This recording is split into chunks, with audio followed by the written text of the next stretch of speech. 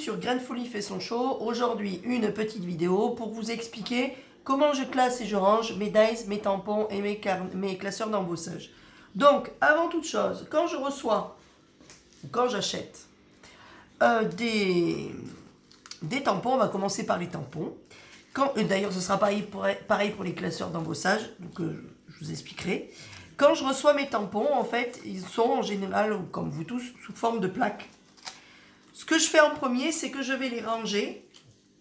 Je vais les ranger dans une pochette. Cette pochette, c'est ni plus ni moins. Alors, je vais faire avec la numéro 1 que j'ai. Cette pochette, c'est un format A4 que je plie en deux.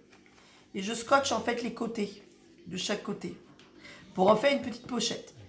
Sur cette pochette, je vais prendre mon tamponnage et tamponner toute la plaque. Jusque-là, c'est pas bien compliqué. Je vais lui donner un numéro. Donc ça, c'était le premier bloc de tampons que j'ai eu, que j'ai rangé. Quand j'ai rangé. Donc voilà, donc je lui donne un numéro. Je garde dedans les références, le nom en fait. J'y mets avec le dice qui correspond et le petit truc d'embossage parce qu'il y avait tout ça dedans. Donc jusque là, pas de souci.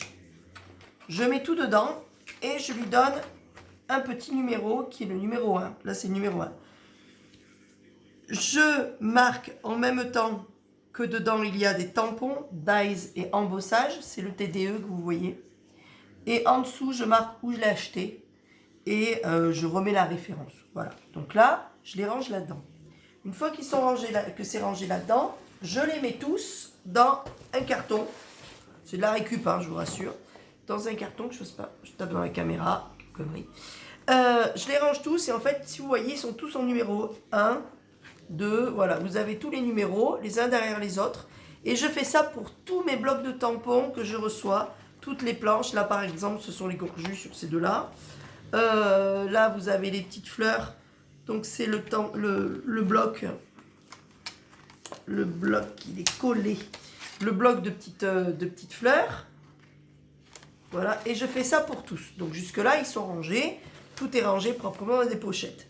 Je fais aussi pareil pour les embossages, où je marque ce que c'est et je le range à l'intérieur. Donc jusque-là, pas de souci. Jusque-là, vous suivez. Ça, c'est de ce côté-là, en fait. Vous avez tout ce que je n'ai pas encore... je vais vous le tourner. J'ai tout ce que je n'ai pas encore rangé. Et les grands classeurs d'embossage, là, qui ne rentrent pas dans les pochettes. Voilà. Et ce que je n'ai pas encore rangé, j'en ai d'autres ailleurs que je n'ai pas encore rangé. Mais bon, voilà. Jusque-là, vous suivez. Donc, tout est rangé dans des enveloppes numérotées. Ensuite, ce que je fais, c'est qu'en même temps que je tamponne sur la grande enveloppe que j'ai fabriquée, désolé pour ma voix, mais je traîne une sinusite et ça m'a touché les poumons et la voix, et les cordes vocales. En même temps que je tamponne sur l'enveloppe, je vais faire le même tamponnage sur une feuille A4. Jusque-là, pas de souci. Et ensuite, auquel, bien sûr, à côté de la feuille A4, je marque le même numéro que celui, à côté du tamponnage, que celui de l'enveloppe, pour pas qu'on se trompe. Donc jusque-là, vous suivez, je vais tourner comme ça, je vous montrerai après. Jusque-là, vous suivez. Ensuite, ce que je fais, moi, c'est que je classe les tamponnages de feuille A4 dans un classeur en fonction de ce que c'est. Par exemple, vous avez chiffres, texte et lettres au numéro 1. Donc, c'est là. Donc là, j'ai mis tout ce qui était mes chiffres et mes lettres. Et si vous voyez, je vais descendre le classeur. Je ne sais pas si vous voyez bien, je pense que oui. J'ai reporté les numéros en fluo, là. Et j'ai fermé, en fait, avec des traits. Donc, en fait, ça veut dire que ça, c'est dans la pochette numéro 17. Et si je cherche à côté ma pochette numéro 17, je retrouve la même chose et donc mon tamponnage qui est dedans. Voilà. Donc en fait, je range comme ça. C'est tout simple. Ça me permet d'avoir un visuel dans le classeur assez simple. Là, par exemple, j'ai tous mes textes en anglais. Voilà. Et là, c'est pareil. Celui-ci, par exemple, c'est dans la pochette numéro 3. Les deux, là, c'est numéro 1. Et en fait, je ferme avec des traits, comme ça, pour savoir que ça, c'est ensemble dans la même pochette. Voilà. Quand il y a un dies de découpe, je mets une petite astérix comme ça. Donc, je sais que ce mot-là, par exemple, il a un dies de découpe. Voilà. Pareil pour celui-ci. Il y a une petite astérix. Pareil pour celui-là, ça veut dire qu'il y a le dice de découpe de ce mot-là. Voilà comment je fais. Voilà, pareil. Là, par exemple, ces deux-là, ils sont dans la pochette numéro 36. Celui-là, c'est dans la 30... Je me décale. Dans la 39. Et celui-là, c'est dans la 40. Et ainsi de suite, j'ai classé tous mes tamponnages en me servant d'intercalaire. Avec ici, l'explication de ce qu'il y a dedans. J'ai été obligée de prendre de l'eau d'intercalaire parce que j'ai quand même pas mal de choses. Et donc, on se retrouve avec les tampons rangés. Voilà. Les tampons rangés, les tamponnages. Ce qui me permet de les retrouver beaucoup plus facilement. Si par exemple, j'ai besoin d'un tamponnage, je sais pas moi, on va aller là, d'un tamponnage de fée, je vais aller ici, c'est l'intercalaire numéro 6, je vais y aller, et là je vais me retrouver avec tous mes tamponnages de petites fées. Voilà. Et si par exemple il y en a une qui me plaît, par exemple je vais dire celle-ci, et bien celle-ci c'est la numéro 23. Je prends dans mon petit classeur, dans ma petite enveloppe, la numéro 23. Voilà. Voilà comment je range tout simplement mes tamponnages. Il en est exactement pareil pour mes classeurs d'embossage. Pour le moment, j'en ai pas rangé beaucoup, mais les classeurs d'embossage, ils sont beaucoup en vrac. Voilà comment ils sont. Par contre, je ne les ai pas réembossés et mis sur des feuilles A4 dans le classeur. Il faut que je le fasse. Mais bon, les classeurs d'embossage, je trouve qu'on les voit quand même plus facilement quand ils sont un peu en vrac. C'est plus simple. Donc voilà, donc ça, je vais à chaque fois bouger la caméra. Donc voilà pour les rangements de mes tampons. C'est dans un classeur et en fait j'ai tout dedans. Et je trouve que pour moi, c'est beaucoup plus simple pour les retrouver. Maintenant, je vais vous montrer comment je range mes dies.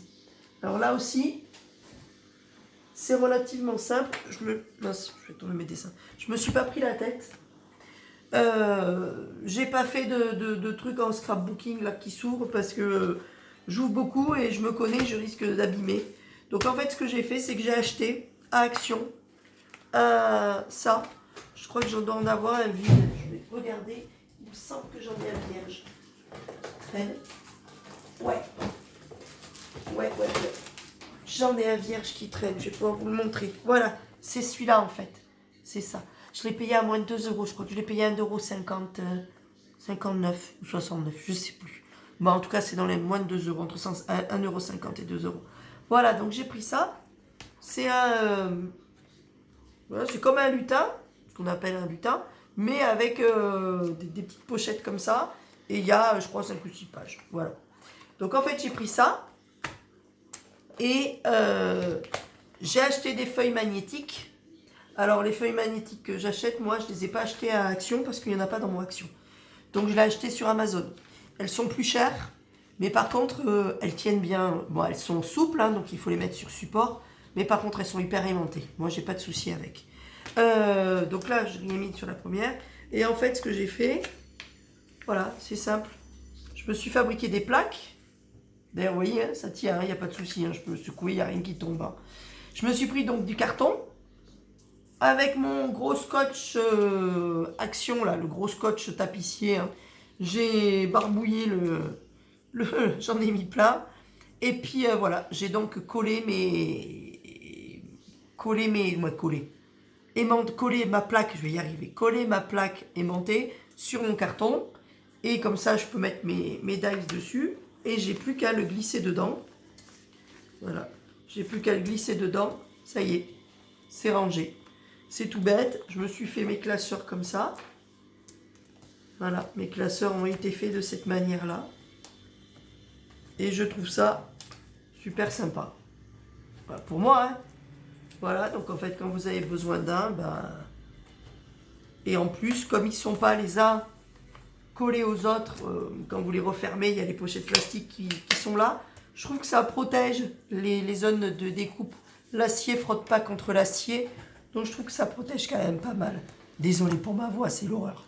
Mais bon, c'est pas grave. Voilà, je trouve que ça protège quand même pas mal. Voilà comment je range mes dies. Donc comme ça, dans des pochettes, celle-là est vierge. Elle va pas le rester longtemps parce que j'en ai plein à ranger. Donc voilà. Voilà. Donc vous avez dans cette vidéo, je crois qu'on a fait le tour de la manière dont je rangeais et mes tampons et mes classeurs d'embossage et mes dies. Moi honnêtement, le côté comme ça, de petits classeurs, là, de pages que l'on peut tourner, je trouve ça génial pour pouvoir choisir ce dont on a besoin, quoi.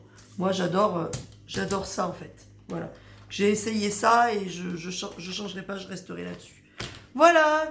Sur ce, je vous fais de gros bisous en espérant que cette toute petite vidéo vous servira et vous permettra de mieux classer vos affaires si vous n'avez pas d'idée.